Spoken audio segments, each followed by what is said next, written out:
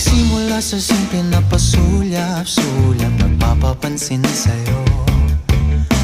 Umabot sa palitan ng mga mensahe, kilig na kilig ako.